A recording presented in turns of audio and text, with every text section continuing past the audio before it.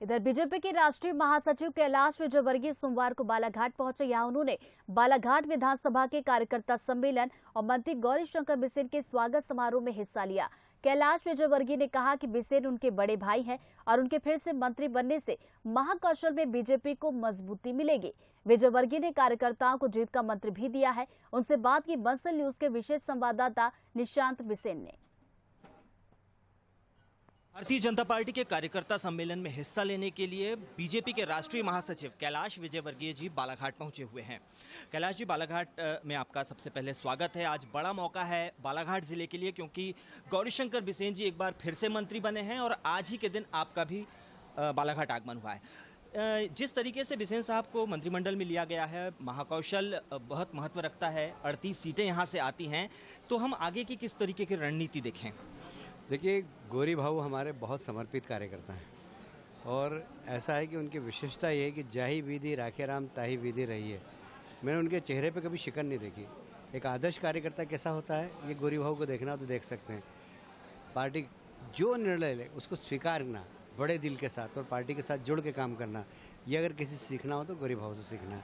तो मैं उनका बहुत आदर भी करता हूँ। मुझसे उम्र में भी बड़े हैं वो, पर आज मैं बहुत प्रसन्न हूँ उनको मंत्री के रूप में एक बार फिर से देख रहा हूँ।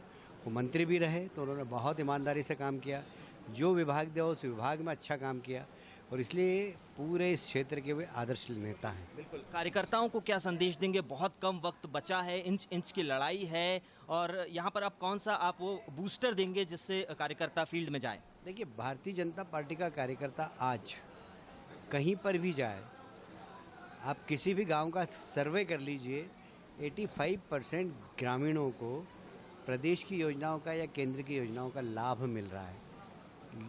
अन्य सरकारों ने, अन्य राजनीतिक दलों ने नारे दिए गरीबी हटाओगे, पर गरीबी नहीं हटाई। आप चूँकि पत्रकार हैं इसलिए बहुत गंभीरता से एक बात कहना चाहता हूँ कि 9 वर्षों में 13 करोड़ 50 लाख लोग गरीबी रेखा से ऊपर आ गए, क्योंकि हम लोगों ने उनको मकान बना के दिए। एक गरीबी रेखा का जो मापदंड है उसको उन्होंने क्रॉस कर दिया है।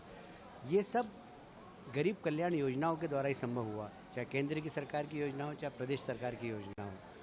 हमारे कार्यकर्ता जब गांव-गांव में जाते हैं तो लोग उनका स्वागत करते हैं, उनसे कहते हैं कि आपके कारण हमको मकान मिला है, आपके कारण हमको गैस का चूल्हा मिला है, आपके कारण हमारे घर में अनाज पहुंच रहा है, आपकी पार्टी को ही वोट देंगे। तो आज भारतीय जनता पार्टी का कार्यकर्ता जनता के बीच में जाता है तो और उसे सम्मान मिलता है सरकार की योजनाओं के कारण। तो इसका लाभ हमको निश्चित रूप से चुनाव में मिलेगा। एक अंतिम सवाल लूँगा, जीत का कौन सा मंत्र आप अपने कार्यकर्ताओं को देकर जाएंगे? देखिए, हम लोग आइडियोलॉजी के लिए काम करते हैं, एक विचारधारा के लिए काम करते हैं और हमारी विचारधारा में सबसे बड़ी बात है देश प्रथम। हम देश के लिए काम करते हैं। भारतीय जनता पार्टी जब काम करती है तो देश के लिए काम करती है। हमारे लिए देश पहले है, दल बाद में। तो हम एक ही मंत्र देके जा रहे हैं कि यदि आप भारतीय जनता पार्टी के कार्यकर्ता हो और जनता के बीच में काम करते हो, इसका मतलब ध्यान रखना आप देश के लिए काम कर रहे हो। तो हम देश के लिए लोग कार्यकर्ताओं को काम करने की प्रेरणा देते हैं। कैमरामैन शंकर बागड़े के साथ निशांत बिसेन, बंसल न्यूज, बालाघाट।